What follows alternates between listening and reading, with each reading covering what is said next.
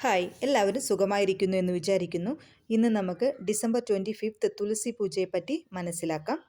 December 25 ആചരിക്കുന്ന തുളസി പൂജൻ ദിവസ് ഈ വർഷം പുണ്യകരമായ വ്യാഴാഴ്ചയാണ്.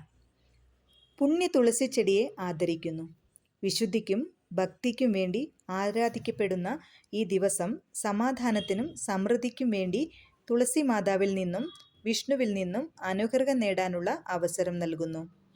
ഈ തുളസി പൂജയിൽ തുളസി മാതാവ് നിങ്ങൾക്ക് നല്ല ആരോഗ്യവും ശാന്തമായ മനസ്സ്, ആത്മീയ ജ്ഞാനം, അനന്തമായ സമാധാനം എന്നിവ നൽകി അനുഗ്രഹിക്കട്ടെ. ഈ പുണ്യ ആരാധന നിങ്ങളുടെ ചിന്തകളെ ശുദ്ധീകരിക്കുകയും നിങ്ങളുടെ കുടുംബത്തെ സംരക്ഷിക്കുകയും പോസിറ്റിവിറ്റിയിലേക്ക് നിങ്ങളെ നയിക്കുകയും ചെയ്യട്ടെ.